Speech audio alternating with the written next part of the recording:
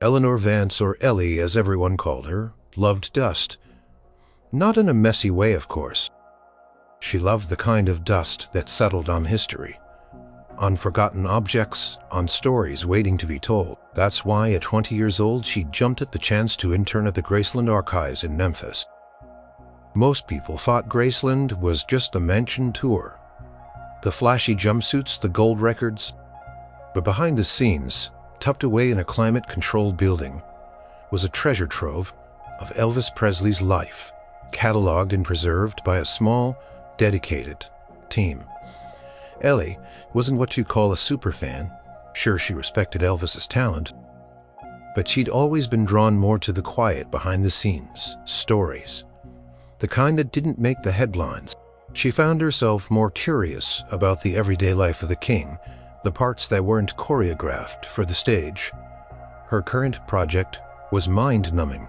Frankly, she was deep in the bowels of the archives in a section rarely accessed, helping Mr. Henderson, the chief archivist, recatalog a series of storage units. Most of the boxes contained official fan mail, unused merchandise, or duplicates of items already on display. It was important work for future researchers, but it wasn't exactly thrilling. Mr. Henderson, a man whose glasses seemed permanently perched on the end of his nose, and whose perpetually worried frown lines spoke of years spent guarding historical artifacts, gave her a new list. Vance, he grumbled, his voice like gravel. Unit 7B. Just general miscellany. Probably stuff from the late 60s, early 70s. Just list everything, check for damage, and move it to the new racking system. Unit 7B was even darker than the others tucked away at the very back. The air was still and thick, smelling faintly of old paper, and something else she couldn't quite place, maybe a hint of cedar or old leather. She flicked on her headlamp and navigated the narrow aisles, dust motes dancing in the beam. Shelves stretched to the ceiling, packed tight with various sized boxes. Most were plain cardboard, some reinforced with metal corners. She found the 7B label on a dusty shelf near the floor. Below it sat a single medium-sized wooden crate. It looked different from the others. It wasn't a standard archive box. It was a sturdy, old-fashioned storage chest, dark wood, with heavy brass latches, tarnished with age. It didn't have any labels or numbers, not even. Just a thick layer of dust. Ellie frowned. "Mr. Henderson," she called out, her voice echoing in the quiet space. "There's a crate here, no label, just wood." A moment later, Mr. Henderson's footsteps approached. He peered at the crate through his thick glasses. That's unusual. Never seen that one before. Must have been overlooked or misplaced. Probably just some old stage props, or maybe some clothes that didn't fit into the costume collection." He gestured. "See if you can get her open. Be careful with those latches. They look a bit stiff." Ellie knelt, brushing away decades of dust from the brass. With a bit of effort and a slight creak, the latches sprang open. She slowly lifted the heavy lid. The inside wasn't what she expected. No sequined jumpsuits, no guitar cases, no boxes of fan litters. Instead, it was packed with what looked like records. Not pie-like albums in their slick covers, but older, thicker discs. 70ites she recognized. She smiled. Okay, so far, nothing surprising. Just a collection of his own music. Probably a box of duplicates or some personal copies he kept. She carefully placed it aside and reached for another. This one was also an Elvis record, and another, all familiar. She was about to report to Mr. Henderson that it was just a stash of Elvis's own records when her fingers brushed against something different, something thin and smooth, nestled deeper in the crate. It was a Bimon LP. Its cover, a muted shade of blue, featuring a drawing of a serene landscape. The title was in elegant script: Chopin, Nocturnes, Arthur Rubinstein, Piano. Ellie froze. Chopin, Arthur Rubinstein. Elvis Presley's personal collection. She blinked, then looked at the dust, at the unmarked box, at the quiet, forgotten corner of the archive. This wasn't a record Elvis would have performed. It wasn't rock and roll. It wasn't gospel. It was classical, quiet, introspective piano music. Her initial thought was that it must have been a gift, a record someone gave him, maybe a fan with unusual taste, or a friend who thought he might like something different. It wouldn't be unusual for a famous person to receive all sorts of things. But then, as she carefully lifted the classical album, she saw another one peeking out from underneath it. This one was a deeper green, with a stark black and white photograph of a stern-looking man playing a strange, multi-stringed instrument. The title was in a foreign language. Below it, a smaller English translation, Traditional Japanese Koto. Music. Ellie's breath hitched. Japanese Koto music. This was unexpected, very unexpected. She carefully pulled it out, her fingers trembling slightly. The weight of the records felt different now, heavy with a new kind of mystery. Mr. Henderson, who had been methodically checking another shelf, paused, hearing the change in her demeanor. "Find something interesting, Vance?" he asked, his gravelly voice now tinged with a hint of curiosity. Ellie slowly turned, holding the classical and the world music albums. The dust motes still danced in the beam of her headlamp, but now they seemed to swirl with secrets, with a forgotten rhythm. "Mr. Henderson," she said, her voice barely a whisper, a thrill running through her veins. I think we might have found something truly special." The unassuming crate, hidden for decades, suddenly felt like a doorway to a different, unheard side of the king. The part of Elvis Presley that the world never knew, and she, Ellie Vance, the quiet intern, was about to discover it. She felt a surge of excitement, a genuine thrill that finally matched her initial enthusiasm for archival work. This wasn't just old dust. It was the promise of a hidden story, a narrative thread, waiting to be carefully unwound. This was why she loved history, why she loved archives for moments like this, when a forgotten object could suddenly sing with a voice long silenced. The king of rock and roll, listening to Chopin and Koto music. The idea was so wildly out of place with his public image that it was almost comical, yet intensely intriguing. She couldn't wait to see what else lay hidden beneath the surface of that quiet, unassuming wooden box. Felt like standing on the edge of a new musical universe, one that belonged only to Elvis, and now, by pure chance, to her. The scent of old paper and wood seemed to deepen, filled with the promise of more revelations. She knew with a certainty that hummed in her bones that her internship had just gotten a lot more interesting. Mr. Henderson peered at the albums in Ellie's gloved hands, his frown deepening. Took the Chopin Nocturnes album first, turning it over, examining the back. His eyes, usually sharp and dismissive of anything not strictly organized, seemed to soften slightly, tinged with a flicker of confusion. Then he took the Traditional Japanese Koto music record, his eyebrows raising a fraction. "Koto music," he muttered, almost to himself. "Well, I've never seen these in any of the official catalogs of his collection. This crate, it's not from the main inventory. It truly is a misplacement." Ellie nodded, a quiet thrill building inside her. "There are more, Mr. Henderson, a lot more. And they don't look like official releases he'd have been sent. They look personal." Together they began to carefully unload the contents of the box. The first layer was, as Ellie had suspected, mostly Elvis's own records. Duplicates, promotional copies, even some very early Sun records 78s. But beneath that, the unexpected began to surface in earnest. Another classical album emerged. A collection of Debussy's piano preludes, then a stark miniest cover with a title in German, translating to early 20th century avant-garde jazz. Ellie's eyes widened. This wasn't just a one-off gift. This was a pattern. "Look at this one," Ellie said, her voice hushed, pulling out an album with a rough hand-drawn cover. It featured a lone figure sitting on a porch playing a banjo. The title, Appalachian Folk Ballads, Obscure Recordings, Volume the Third. It looks like a niche, independent label, she pointed out.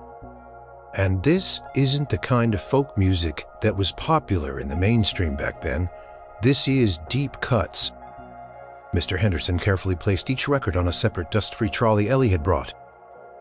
He was surprisingly meticulous, his initial skepticism slowly giving way to an almost academic curiosity. He wasn't a music enthusiast outside of his archival duties, but he recognized the significance of something genuinely. "No markings," he observed, holding up the folk album. "No dedications, no signatures, just the record itself." Ellie thought back to the records she'd seen in the mansion's music room, the ones Elvis had displayed. Those were the big hits, the popular artists, the ones he famously loved and admired, gospel blues. R&B. Country. This collection was entire décollier. There were several albums by female jazz vocalists. Ellie had never heard of names like Estelle Dubois or Clara May Bell. Their covers were simple, often just a black and white portrait, hinting at smoky clubs and raw, powerful voices. There were more world music albums, African drum rhythms, Indian classical ragas, even something labeled Andean flute melodies, and more classical, not grand orchestral pieces, but quiet contemplative works for solo instruments or small ensembles. "It's like a different person's collection," Ellie murmured, carefully lifting out a record featuring a woman singing hauntingly in Gaelic, Celtic lamentations. The cover read. Mr. Henderson rubbed his chin. "It certainly doesn't fit the public narrative, does it? The king of rock and roll listening to Elvis?" He gestured to the growing pile of unusual LPs. "The question is, why were they hidden, or rather, why were they separated from everything else?" Ellie considered this. Maybe they weren't hidden exactly. Maybe they were just for him, not for show. Maybe he kept them separate because they were too personal. The idea resonated with her. She often had music that was just for her for moments of quiet reflection. She picked up one of the classical albums again, a gentle smile playing on her lips. Imagine him late at night after a show, or after dealing with all the demands of his life, putting on Chopin, just letting it wash over him. Mr. Henderson grunted a sound that could mean anything from agreement to exasperated amusement. "Well, Vance, we'll need to catalog every single one of these, and then we'll need to research them. See if there's any mention of these tastes elsewhere. It's highly unusual, potentially significant." Ellie felt a surge of professional excitement. This was exactly the kind of historical puzzle she lived for. As she carefully lifted another album, a compilation of experimental electronic music from the 1950s. Surprisingly, she noticed something. Tucked almost invisibly inside the sleeve of a classical guitar album was a small folded piece of paper. It looked like a handwritten note. She carefully pulled it out with tweezers, unfolded it gently. It was a small, almost childlike scrawl, clearly in blue ink. "This one helps me breathe quiet in my head, makes the noise go away." Ellie gasped softly. Her heart hammered against her ribs. These weren't just random records. These were chosen, listened to, deeply felt. That simple, poignant note written in Elvis's own hand confirmed her growing suspicion. This wasn't a collection of gifts or forgotten discards. This was a window into his soul, a secret garden of sound he had cultivated just for himself. "Mr. Henderson," she said, her voice trembling slightly with the weight of the discovery. She held out the note. "He kept notes. He wrote about them." Mr. Henderson took the slip of paper, his eyes scanning the words. A rare, almost surprised look crossed his face. He adjusted his glasses, then looked at the crate again, then at Ellie. "Vance," he said, his voice unusually soft. "This changes things. This isn't just a misplacement. This is a revelation." Ellie nodded. a quiet sense of awe settling over her. She knew with absolute certainty that her journey into Elvis Presley's hidden musical world had only just begun.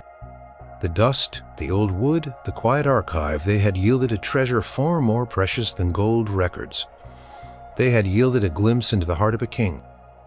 She carefully placed the note in a separate labeled archival sleeve. The weight of responsibility but also privilege settled over her. She was now a guardian of a very private secret. Over the next few days, Ellie practically lived in the archives. Mr. Henderson had given her full permission, even encouragement, to dedicate herself entirely to cataloging and examining Elvis's newly discovered record collection. He still maintained his gruff demeanor, but Ellie caught him sometimes, standing a little too long beside her, peering at an album cover with an unreadable expression.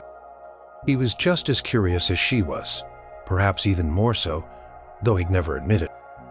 Collection was vast, nearly 200 LPs and 78s, not counting the duplicates of Elvis's own work. Each one was a new puzzle piece in the mosaic of a man the world thought it knew. Ellie developed a system. She logged each record, noting the artist's title, genre, and any visible markings. But her real focus was on the internal discoveries. She meticulously checked every album sleeve, every inner lining, every dust jacket for hidden notes, and she found them. Small folded pieces of paper, sometimes even directly on the album. Label itself, written in the same distinctive hand she'd seen on that first note. One tucked into a weathered blues album by an unknown female singer named Bessie Mae Carter, read, "Her voice cuts right through. No fakin' makes me feel like I'm not alone." Another, inside a classical string quartet piece, "Quiet like the fields back home, before the storm. Peace." And on an album of abstract, almost jarring experimental jazz, a single intriguing word, "freedom." Ellie realized these weren't just notes. They were tiny, intimate diary entries, snippets of Elvis's thoughts and feelings, laid bare through the music he chose to listen to when no one was watching. The public Elvis was a whirlwind of energy. A showman, but this Elvis, this was different. This was the man behind the persona, the one who craved stillness, depth, and genuine connection. She started to listen to the music too. Mr. Henderson had an old, meticulously maintained turntable in his office for testing vintage records. Ellie would sneak in during her breaks or after hours and put on one of the newly discovered albums. The first was the Chopin album. The delicate piano notes filled the quiet office, a stark contrast to the rock and roll Ellie usually heard playing in Graceland's public areas. She closed her eyes, trying to imagine Elvis the King sitting somewhere private, letting these sophisticated, emotional melodies wash over him. It made her see him, not as an untouchable icon, but as a human being, seeking solace, just like anyone else. Then came the Japanese Koto music. Its plucked strings had a meditative, almost spiritual quality. It was so foreign to his known sound, yet Ellie could feel its pull, its capacity to transport the listener. She imagined him escaping the relentless pressures of fame. Through these distant, beautiful sounds, the obscure folk music was raw, unpolished, and heartfelt. It felt like a direct link to the simpler times of his youth, perhaps, or a longing for an authenticity that was hard to find in his celebrity life. The blues singers, especially the women, sang with a gut-wrenching honesty that resonated deeply. Ellie herself felt tears prick her eyes listening to Bessie Mae Carter's powerful, aching voice. She could understand why Elvis connected with it. The avant-garde, jazz, and experimental electronic music were the most surprising. They were challenging, sometimes discordant, requiring a listener to truly engage to think. This suggested an intellectual curiosity, a mind that sought complexity and new ideas, not just simple comfort.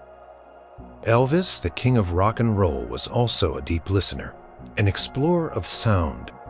Ellie found herself talking about it during her lunch breaks with Liam, another intern who was usually more interested in social media trends than dusty archives.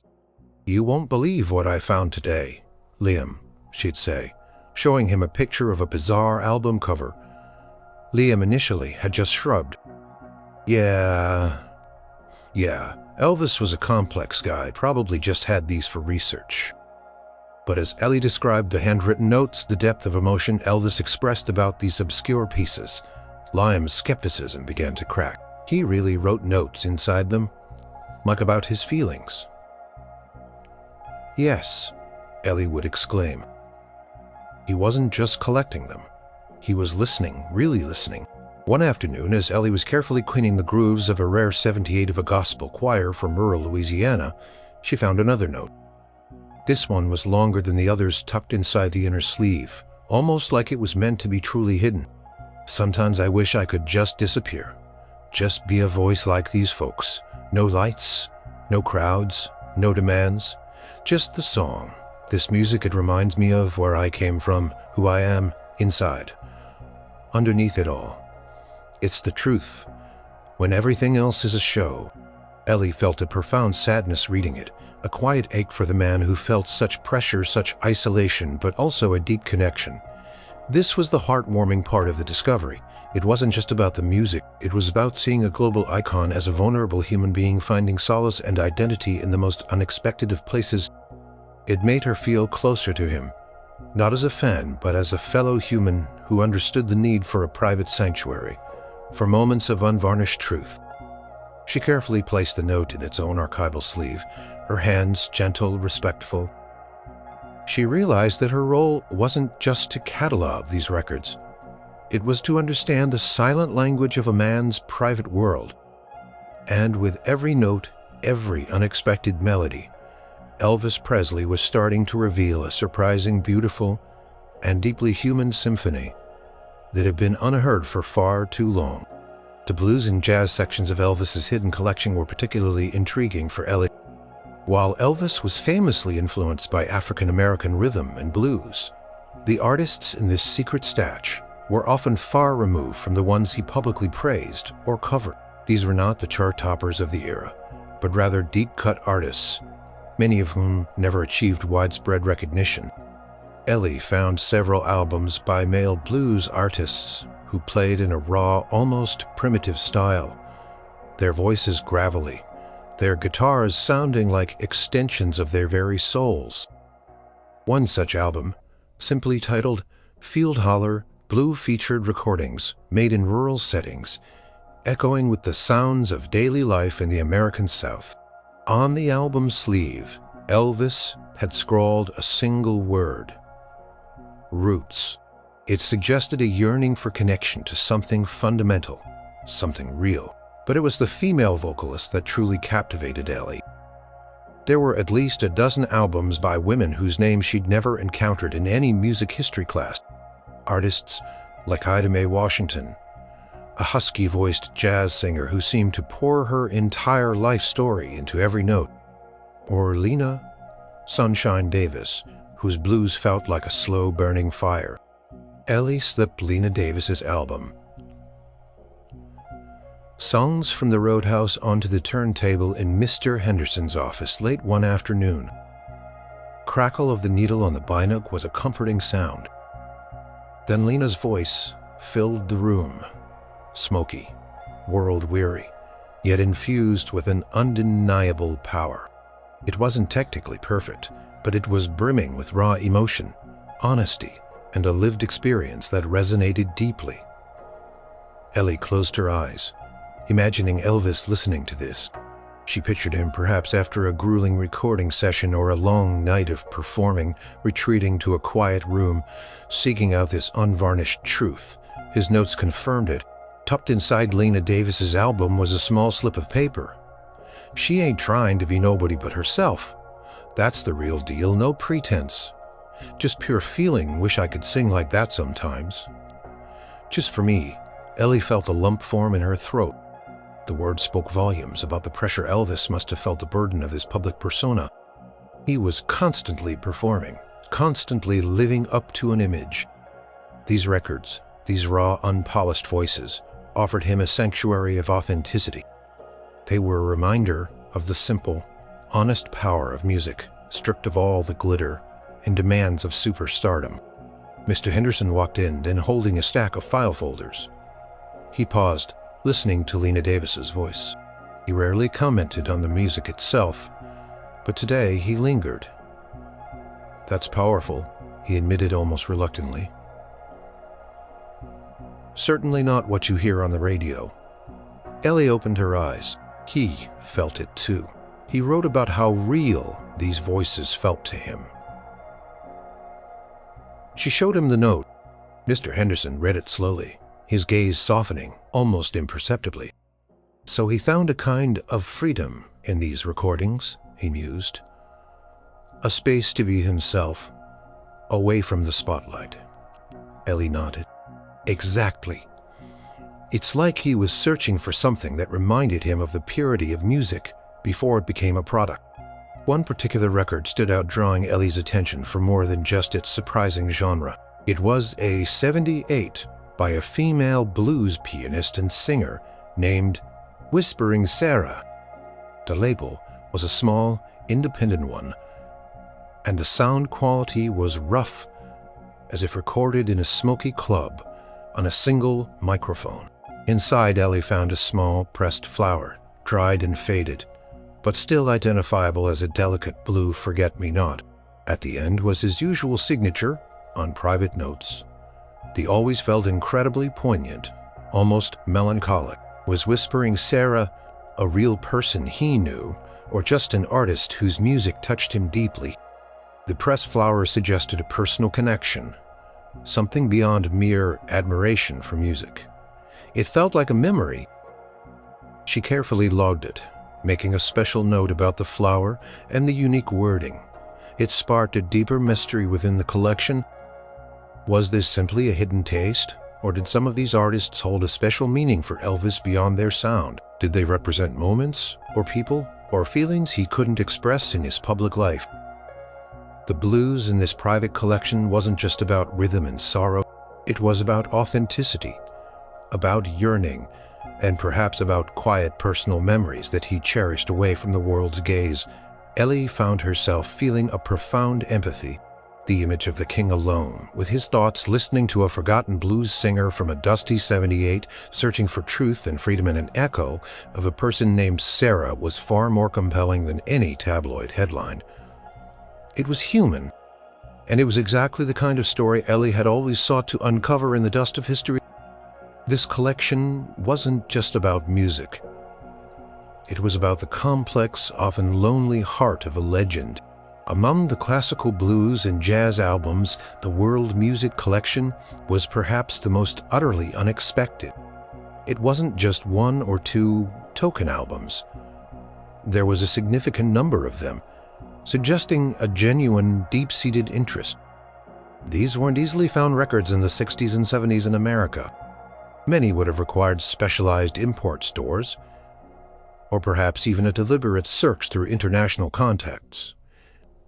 Ellie found albums of Indian classical ragas, feezing, sitar and tabla, music that unfolded slowly, meditatively, lasting for 20 minutes on a single side. African polyrhythms, complex drumming and chanting from West African tribes. Balinese gamelan, the shimmering, percussive orchestras of Indonesia. Middle Eastern oud solos, haunting melodies played on a lute-like instrument. And of course, the Japanese Koto music she'd first discovered. Each record cover was a window into a different culture, a different soundscape, and almost everyone had a small note tucked inside. On an album featuring Australian Aboriginal didgeridoo music, Elvis had scrawled, "Sound of the earth itself makes you feel small in a good way." On a collection of Inuit throat singing, "Like the wind through the ice, cold but beautiful, so strong." Ellie listened to several of these albums, sometimes with a sense of bewilderment, sometimes with deep fascination. The music was so unlike anything she'd ever associated with Elvis. It wasn't about catchy melodies or driving beats. It was often intricate, spiritual, or hypnotic. It transcended language and culture, reaching something primal within the listener. She pictured him, the most famous man in the world, surrounded by the opulence of Graceland, yet seeking out these distant, ancient sounds.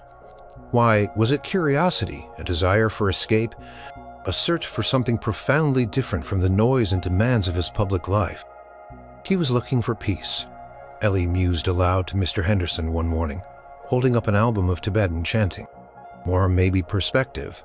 This music, it's so grounding, so humbling. Mr. Henderson, who had grown increasingly invested in the project, nodded slowly.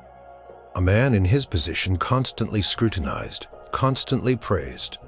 Perhaps he needed to feel connected to something larger than himself, something timeless. Ellie thought about the sheer effort it would have taken to acquire such a collection. He couldn't just walk into a regular record store and find these. He must have had someone searching for them, or perhaps he learned about them through his wide network of acquaintances. The very act of collecting them was a testament to his deep, quiet passion for these sounds. Liam. Initially the cynic was now genuinely captivated. He'd often swing by Ellie's workstation, peering over her shoulder. Okay, so Elvis was into like world music before it was even a thing? He asked, genuinely impressed. That's wild, Ellie chuckled. Wild and wonderful. He wasn't just the king of rock and roll. He was a global listener, a secret musical anthropologist. One afternoon, while meticulously cleaning an LP of traditional Irish laments, Ellie found another unique item. It wasn't a note, but a folded yellowed newspaper clipping. It was a tiny article from an obscure music journal dated 1968, revealing a small concert of a touring ensemble of musicians from Mali, West Africa, performing on instruments Ellie had never even heard of. Below the clipping, in Elvis's hand, a simple question mark and an underlined word, where? It was clear he hadn't just stumbled upon these records. He actively sought them out. He read about them, he was curious about them, and he seemingly wanted to hear them live. This wasn't a passive collection. It was the result of a deep personal quest. Ellie carefully archived the clipping in the note. This discovery cemented her theory. Elvis was using music, not just for entertainment, but as a path to something deeper, a way to explore, to learn, to find meaning and solace outside the confines of his famous identity. The world music collection spoke to a global curiosity. An open mind and a desire to connect with humanity on a scale far beyond Memphis or Hollywood. She imagined him in his private moments, perhaps late at night, at Graceland, the mansion, quiet, the sounds of Mali or Tibet filling the room. He wasn't just listening to notes. He was listening to stories, to ancient traditions, to the collective human spirit. It was a profound connection to the wider world that his fame often isolated him from. The surprising taste wasn't just a quirk. It was a testament to his inner world, a world far richer and more complex than anyone had ever publicly imagined. And Ellie felt a profound sense of honor being the one to finally bring these unheard whispers of the world and the king who listened to them into the light. She knew this collection would change how people saw him, showing a side that was sensitive, thoughtful, and deeply connected to the universal language of sound. Among all the unexpected genres in Elvis's hidden collection, the classical music section felt like the most intimate. It wasn't a grand collection of symphonies or booming operas. Instead, it was dominated by solo instrumental pieces, piano nocturnes, cello suites, classical guitar, arpeggios, and chamber music. These were sounds meant for quiet contemplation, for listening in solitude. Ellie found multiple albums by Chopin, Debussy, and Bach, but also lesser-known composers of gentle, melancholic pieces. On one album of a solo cello suite, a note from Elvis simply read, "Each note a breath takes me away." This sentiment appeared again and again in various form. On a delicate classical guitar album, "Reminds me of home, before it was too loud." On a piano piece, "Quiet like the old church, makes me feel clean." Ellie realized that this wasn't just an appreciation for complex music. It was an active search for peace. For a man whose life was a constant barrage of noise, screaming fans, Flashing cameras, demanding schedules, endless travel, these quiet, structured, and profoundly beautiful classical pieces served as a sanctuary. She often chose a classical album for her lunch break listening sessions, feeling its calming effect. The melodies were intricate but never chaotic. They unfolded with a logical beauty, providing a sense of order and serenity that was probably absent from much of Elvis's life. It's like he used this music to decompress. Ellie told Mr. Henderson one day, holding an album of Eric Satie's Genopedes, deceptively simple piano pieces, known for their tranquil atmosphere. After a concert or a rough day of filming, imagine him putting this on, just letting the world fall away. Mr. Henderson, who had taken to drinking tea with Ellie in his office during these listening sessions, nodded slowly. It makes sense, the complete opposite of what he presented to the world. A private world indeed. Ellie thought about the contrast, the roaring crowds, the vibrant energy of rock and roll, the wild gyrations on stage, and then the quiet contemplation of a Chopin nocturne. It painted a picture of a man who contained multitudes, a person who is both the electrifying performer and the introspective listener. Deeply affected by the art he consumed, there was one classical album that seemed particularly special. It was a worn copy of Beethoven's Moonlight Sonata, performed by an unknown pianist. Inside, Ellie found not a simple note, but a small folded drawing. It was a rudimentary sketch, clearly done by an amateur hand, but strangely moving. It depicted a solitary figure sitting in what looked like a large empty room bathed in moonlight, with only a record player as a companion. Lines like musical staves seemed to emanate from the player, swirling around the figure. And at the bottom, scrawled in Elvis's hand, was a single word: me. Ellie felt a pang in her chest. This was more than just a note. It was a self-portrait, a glimpse into his loneliness and his chosen method of coping with it. The classical music wasn't just a preference. It was a deeply personal necessity. It was his anchor, his therapist, his quiet companion in a life that was often anything but quiet. She found herself feeling a profound connection to Elvis through this discovery. Not the adoration of a fan, but the empathy of one human being for another.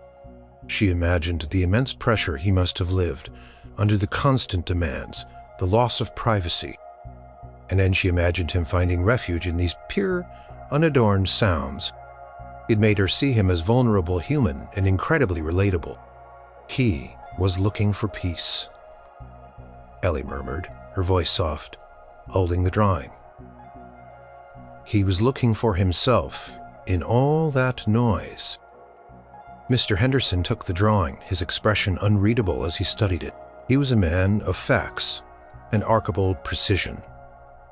But even he seemed touched by the raw emotion conveyed in the simple sketch. This is very telling, Vance," he said, his voice unusually gentle. "This shows us not just what he listened to, but why." The discovery of this sketch and the accompanying notes solidified Ellie's understanding. Elvis's surprising musical taste wasn't a random anomaly. It was a conscious choice, a deliberate cultivation of a private sanctuary where he could be truly himself away from the glare of the world. The classical pieces, with their structured beauty and emotional depth, provided him with a quiet space, a mental respite, and a pathway to a sense of calm that his public life denied him. It was a poignant, heartwarming revelation about the king, a testament to the enduring power of music, to heal, to comfort, and to offer a haven for the soul. Ellie was carefully resleeving an album of obscure folk blues spirituals, her eyes scanning the inner lining for any last hidden messages, when her fingers brushed against something more substantial than a slip of paper. Tucked deep inside the gatefold of the worn LP, almost glued into the spine by time and pressure, was a small leather-bound journal. It was about the size of her palm, unassuming, and covered in the same fine layer of dust that coated the records. Her heart hammered. This wasn't a note. This was a journal. A real one. Her hands trembled slightly as she carefully extracted it, using archival tweezers to avoid any damage. It felt old, delicate. Mr. Henderson, who had been reviewing some inventory lists at a nearby desk, looked up, sensing the shift in Ellie's demeanor. "Vance, what is it now?" Ellie slowly held up the journal. I found this. It's not just notes, Mr. Henderson, it's a book." He walked over, his eyes wide. He rarely looked surprised anymore, but this was clearly a new level of discovery. "A journal in here? Well, I'll be no one in the estate has ever mentioned a personal diary." He took it with extreme care, his gloved fingers barely touching the leather. The journal was secured with a small, tarnished brass clasp. Ellie gently unfastened it. Pages inside were yellowed, some slightly brittle, but the ink was remarkably preserved. It wasn't a daily diary with dates and events. Instead, it seemed to be a collection of scattered thoughts, reflections, and most excitingly, more detailed musings about the music she had been cataloging. Ellie began to read, her voice hushed, with Mr. Henderson leaning in, listening intently. What a relief. Ellie looked up at Mr. Henderson, her eyes shining. "It's him. It's really him." She turned a few more pages. "There's struggle, yes, but there's also true feeling. That's what I crave." This entry confirmed her suspicions about the blues artists, especially Whispering Sarah. It wasn't just a passing admiration. It was a profound connection to an authenticity he felt was missing from his own life, or at least from his public image. Another entry more poignant than the others. "When I listen to those old folk tunes from faraway lands, or those peaceful piano pieces, I feel like I can finally breathe. I'm just a man with a heart and a mind, trying to find sure." This was a man burdened by his own legend, seeking solace in quiet moments, finding his true self in the unheard melodies of the world. The warmth she felt wasn't just about the discovery. It was about understanding the very human pain and yearning behind the superstar. "He was so lonely," Ellie whispered, her voice thick with emotion, "even surrounded by so many people." Mr. Henderson, usually stoic, simply nodded, his gaze fixed on the journal. "Carried a heavy weight, Vance, more than most people could ever imagine. This journal, it's a testament to his inner world. It shows us his quiet struggle and how he found his way through it." The journal wasn't just a collection of thoughts, it was a direct explanation for why his record collection was so surprising. It wasn't about being trendy or rebellious. It was about survival. It was about maintaining his sanity and his sense of self in a world that constantly tried to define and consume him. The discovery of the journal also confirmed that this specific collection of records wasn't just a random assortment that had been misplaced. It was deliberately kept separate. A private sanctuary, a hidden world belonging only to him. He likely didn't want the world to see this vulnerable, introspective side, especially given the hyper-masculine, larger-than-life image he had to maintain.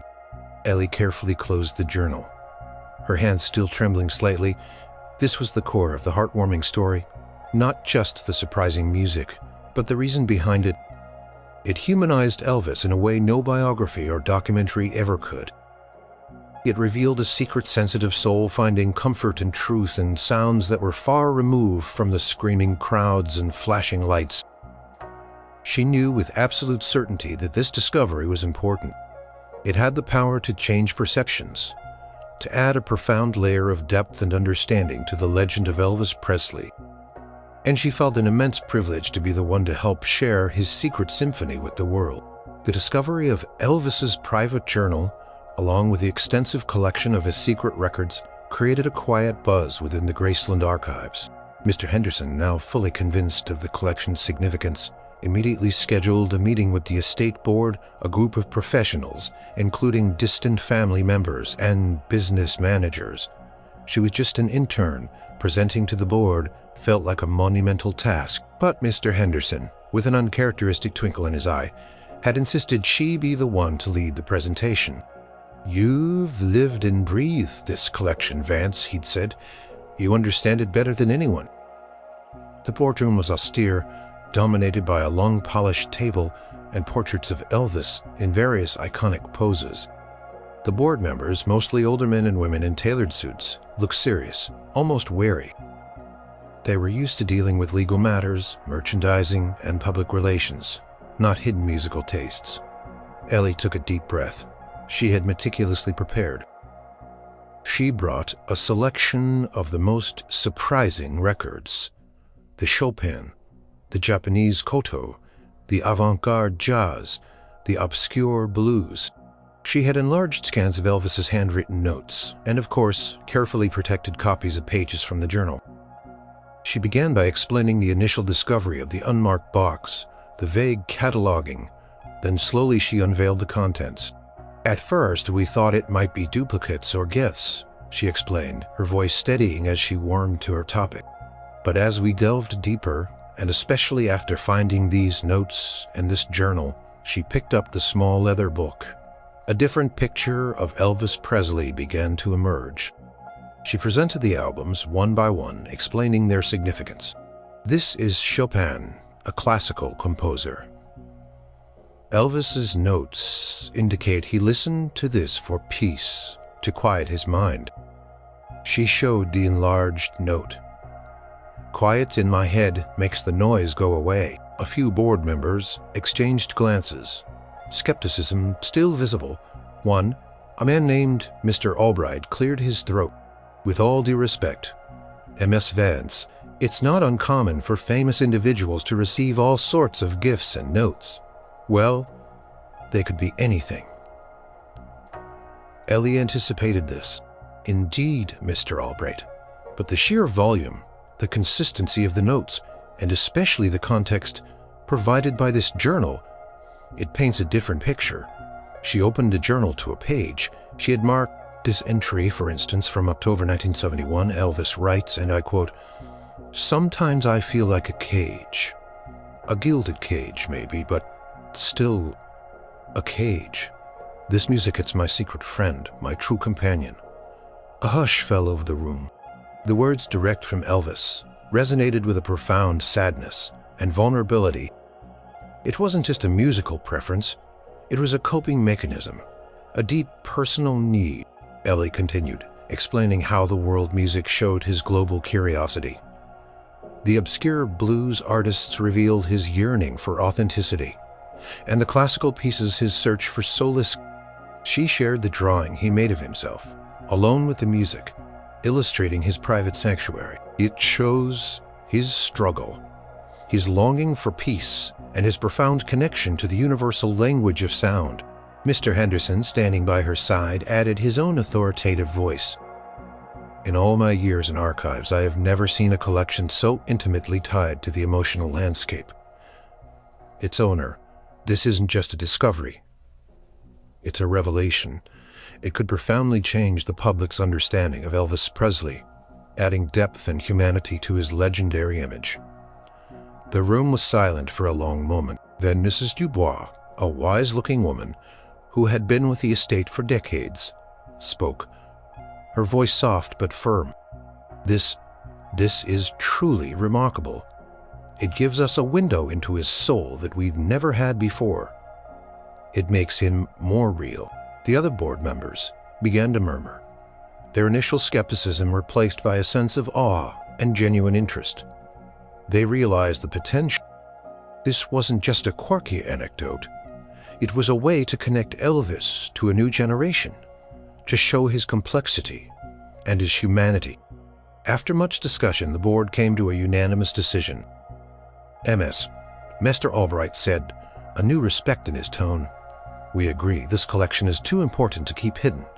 We want to create a special exhibit, a major one, something that properly tells the story." Ellie's heart leaped. "And," he continued, a slight smile gracing his lips, "we would like you, Ms. Vance, to be a key part of the curation team, with Mr. Henderson, of course." Ellie could barely believe. From a desk-covered intern to a lead curator on a major Elvis exhibit, it was more than she could have dreamed. She had not only uncovered a hidden side of Elvis, she was now tasked with sharing his secret symphony with the world. The heartwarming realization hit her. She wasn't just preserving history. She was helping to rewrite it, making it richer, more empathetic, and deeply human. The next few months were a whirlwind for Ellie. The Graceland Archives transformed into a vibrant hub of activity as the planning for the new exhibit, tentatively titled Elvis, The Unheard Melodies, his private collection, got into full swing.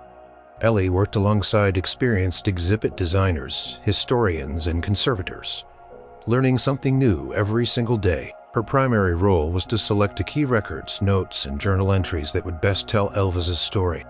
She helped write the narrative panels, ensuring the language was simple, direct, and captivating, just as Mr. Henderson had instructed. She insisted on including audio stations where visitors could actually listen to snippets of the surprising music, the haunting Koto, the raw blues, the calming classical, allowing them to experience what Elvis had experienced.